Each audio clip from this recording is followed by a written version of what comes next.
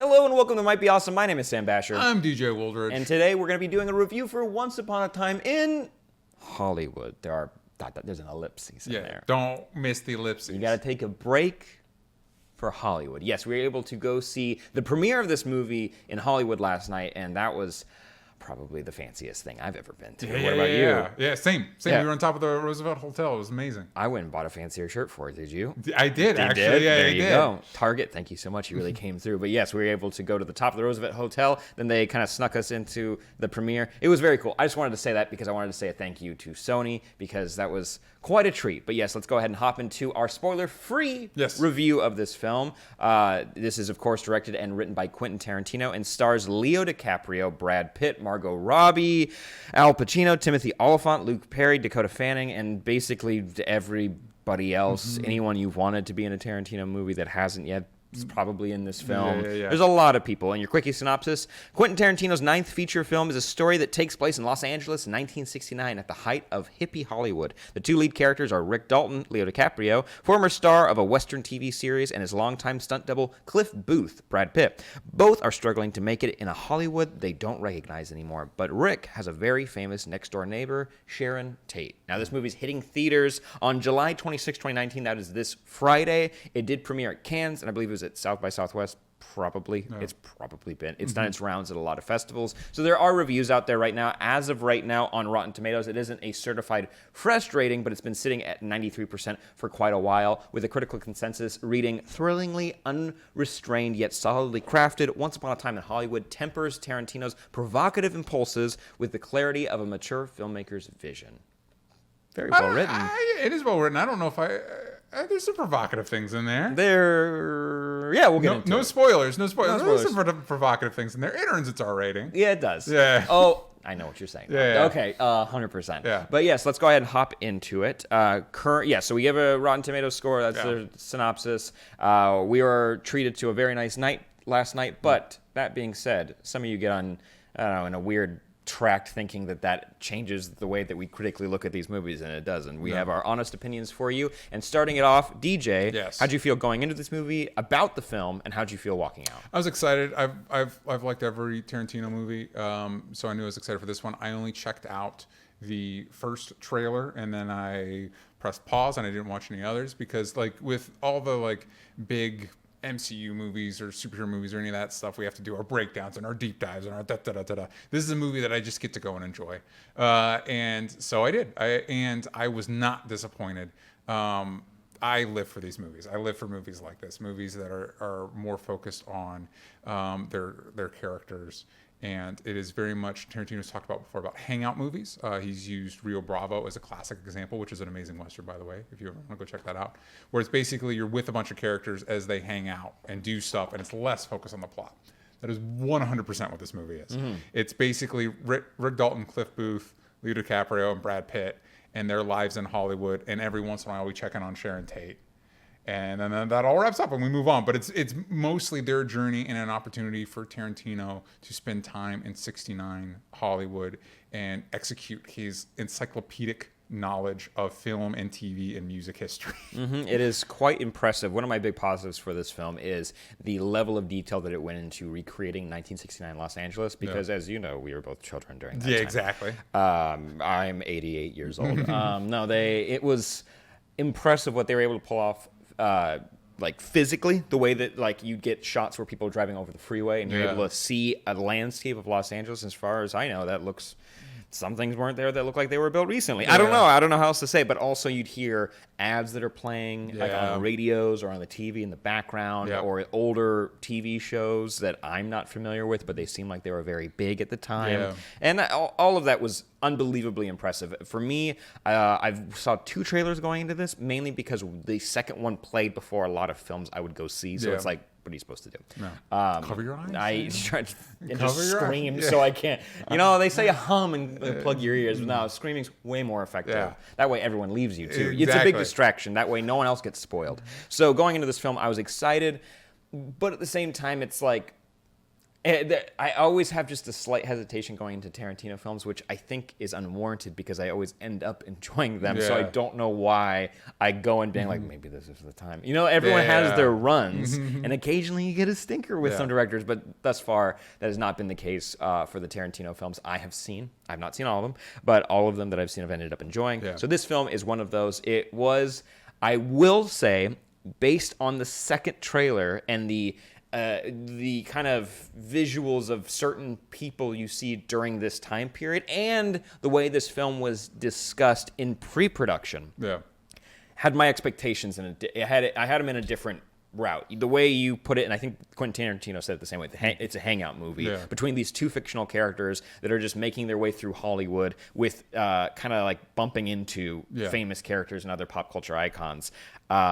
It is not the story that I thought it was going to be, and that's okay. That's totally okay. If you're seeing the trailer and you're like, oh, this is a Manson family movie, it is not. Which is how, to be fair, it was discussed that way, that they were casting Charles Manson in this movie. So you assumed, it does matter. It's not unimportant. It's just very much not the focus of the movie. Not at all. But our main characters, Brad Pitt and Leo DiCaprio, Rick Dalton, and Cliff Booth, both very retro Hollywood names. Very good names, strong names. They are both based loosely off of actual people that existed during that time and are kind of amalgamations of different people and what was going on at the time. They are not a surprise here. Both actors completely nail it. Also with Quentin Tarantino's writing, they're able to not only with the set dressings and the design of this film, those characters are able to bring it to life in a way that feels organic and natural and based on the kind of like is somewhat rose-colored glasses. They were able to look back at that time period and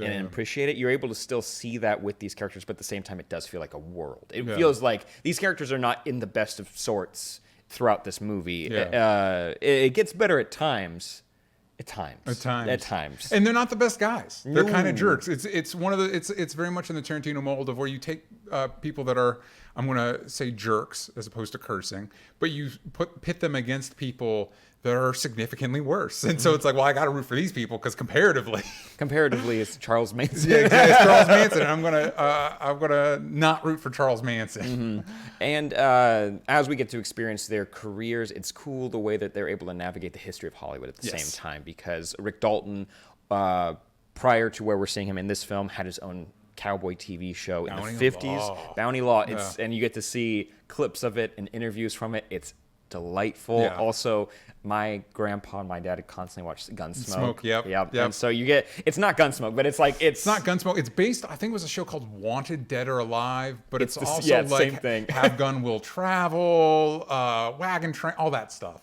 It's delightful. And the use of like Al Pacino in this film, I like. He's a movie producer, kind of talking. There's a scene that's great where he kind of breaks down the route of Leo's career from this point forward. Yeah, what they're doing to him. Whether he knows it or not, it's like, hey, just so you know, psychologically you are being broken, and you're not paying attention to what's happening. Also, there's a fun little discussion about spaghetti westerns that made me excited. So Italian cinema, all that stuff. Tarantino's, because this is his 9th movie technically. They're fudging some of the numbers there, and he's supposed to retire after his 10th, and he's talked about like, I don't know, maybe being a film historian. It's like, that makes so much sense if that's once you're done with movies, if that's what you decide to do, because his films are filled with that like minutia of film history. And and also not only film history, but just the love of Los Angeles. Like you're able to see a lot of iconic locations, like the Cinerama Dome. I think I saw you light up when you saw it, because it was like it was footage of when it wasn't what it is now. It's not the ArcLight. It was just a Cinerama Dome, and it was pretty cool. I'll give you that. And so just kind of going on my positives, I'd say the acting and the writing through and through from every single character, from the hippies that we see at like the Manson compound. It was the Spawn Ranch. And that SPAHN. That was a harrowing sequence for Brad Pitt and our other supporting characters. Dakota Fanning, shout out. That was like halfway through. I was like, you look like a Fanning, and you kind of look like Dakota Fanning, but you've been through the ringer. So that was impressive performances. It's crazy how many names you'd recognize are in this movie, but you wouldn't necessarily realize it. And they do a good job of integrating them seamlessly into the film. Timothy Olyphant, specifically. He is playing a character who is the lead of his own Western that Rick Dalton, Leo DiCaprio, is guesting on for an episode, and that entire sequence, they just shot an episode of a Western. It's Lancer. Yeah. And I didn't know. I'm not as versed in this. I assumed it was like Bounty Law. It was like Made like up. other shows. No, there was an actual. Tarantino stealthily just directed his own episode of Lancer in the middle of this movie. And it's delightful. And in the trailers, this has been featured, and you're able to see it. But it's incredible the way that they capture how film and TV were made back then. Yeah. And you're able to kind of feel the stresses that the actors feel, but at the same time, when you know what is happening in the fringes of Hollywood at the time, you're like, these are kind of they're not real problems, but they do matter to this person. Yes. Which is great. I'd also say another big positive, like I said before, the world building is impressive, but also the biggest is the humor. And it's also at the expense of a lot of characters in this movie, but there are some genuine, like, jokes which are good, and just sequences that will be burned into my brain for a while. Burned literally because of you see in the trailer there is a flamethrower used a couple times. Yeah, like Leo DiCaprio's character was in a World War II movie where he used a flamethrower. And it's great, and also homage. It feels like an homage to Inglourious Bastards a little bit. Oh yeah. My favorite scene, because of the humor and all that, has to be Bruce Lee. Mike Moe is Bruce Lee. The way a chunk of it is in the first trailer. The way it plays out, the context for it, what it means to the characters is great. Everything about it, and also I love Bruce Lee. And this is it. It takes a little bit of the piss out of Bruce Lee. And also, a little bit. It does, but at the same time, it does humble. I think it humbles Brad Pitt's character like a little bit. Yeah. Also, it integrates Kurt Russell into this film in a really fun way, which I am always a fan of seeing him. And seeing him, it's like that cocky mentor kind of figure. Super on board with that. Yeah. Really enjoy it. And Mike Moe does an impressive performance physically as martial artist, but as Bruce Lee, I do He just kills it. Yeah. And I do. It's in the trailer, but the joke about that his hands are registered weapons. Yeah.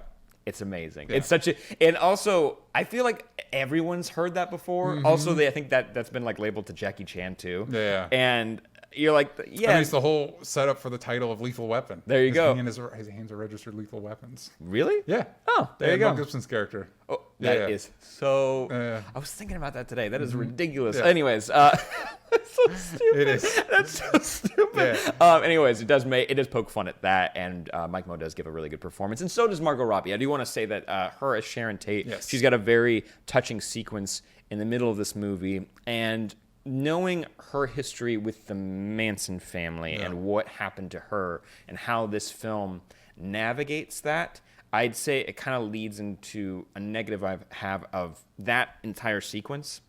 Makes me, it's not that I don't enjoy it, and I think it's very well done, and I think I get what Tarantino's trying to say, but it left me feeling weird, and I can't go further into it without spoiling the movie, and I wouldn't want to do that for people. I think that on our podcast, Only Stupid Answers, Mondays, I think I'm going to dive into how I specifically interpret that, and also try to like work it out, because I think I might be overthinking it.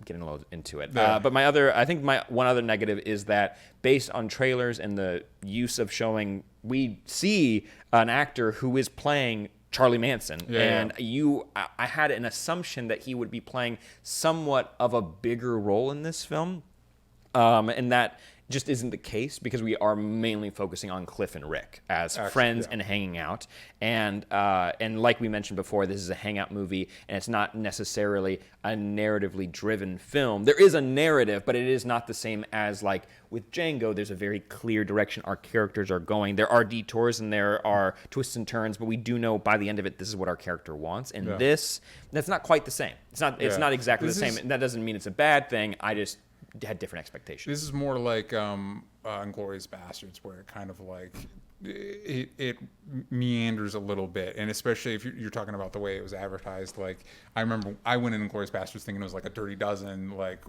men on a mission, and that's chapter 2 of that movie, and then the movie has a different shape. I will say Manson himself is played by Damon Herriman, who was in Justified, and he's amazing. And he's also playing Manson in Mindhunter, an older Manson who's already been incarcerated and everything. It makes you imagine that they're connected. They're not. Yeah. But it is. But it makes you imagine. It makes you imagine that Maybe they could be Tarantino's a connected. fan of that show. Yeah. And also maybe a fan of Justified. Because Timothy It Olyphant. would not surprise me. That was based off Elmore Leonard's stories, and Tarantino is an avowed fan of his, and his third movie was based off of one of his stories. There you go. So it wouldn't surprise me that he watched Justified. Well, really quick, let's rate this movie. Yes. Out of, it's 1969, so out of 69. There you go. Rate this movie? 69. There you go. Go letter grade first. That's always easier. Solid for us. A. Solid A. I would give it, so that's 60. Don't know. Hey, listen, anybody can do it out of 10, all right? We just make it harder for us and you to understand. Yeah. So I think for me, this is a solid A, which would be a 60, 62 or something. You can let me know in the comments down below. There you go. You usually do, and we appreciate it. I'd give it a solid B+, and it's like I'm talking like 89.5, and I know that seems, I should just give it an A-, but that's not how school works. That's not how grading works. I think it's because of my confused feelings regarding the use of Sharon Tate in this film, not only at the end of it. Yeah. That's how I'll put it. Yeah. And also just the expectations of the narrative regarding Charlie Manson in this film were advertised differently than how it was executed. And that's not a bad thing, but I think have to unpack I have to unpack it, and I think it distracted me from the film based on the advertising. But that being said, still killer performances, writing, direction, world building, phenomenal. So that's a 60. What'd you give it? I'll give it like a 60. 58. 62. Okay, very well. I will say this about Sharon Tate. One thing I do like about that, for most of the movie, she's kind of like this, kind of like sprightly, like she's just around. She's like she represents like an idea of old Hollywood. But there is a moment where we get to see her be a person, and I liked that instead of just, most of us who grew up after that primarily associate her with that she was murdered. And it was nice to have a movie focus on the fact that she had a life and she was around these people in Hollywood, and she was an actress, and she had aspirations and goals and stuff like that. So I do like that this movie focuses on aspects of the Manson stuff that is not the kind of like necessarily the trashy exploitation, everything about the murders, but more about the specificity and the minutia of how this occurred. Under everybody's noses. Well, there you go. Let us know what you guys think of this movie in the comments down below. Make sure you rate it out of 69 as well, because that way we can all figure out what that means. We can all triangulate what exactly our ratings are. Check out our other reviews, and also check out our new show where we're diving into new types of anime series and movies over on our Patreon if you would like to. It's been fun so far. Also over at Only Stupid Answers YouTube channel, we do reviews of Young Justice and other DC Universe original properties, which is a blast and a half. And Monday we'll be doing a deep dive into Marvel Phase 4 announcements from Comic-Con and this film. So make sure you go to onlystupidanswers.com for just all of that. It's just easier that way. Don't miss out. I'm at Sam Basher on Twitter. I'm at DJ Talks Trash. At Might Be Social everywhere that matters, and we'll see you guys next time.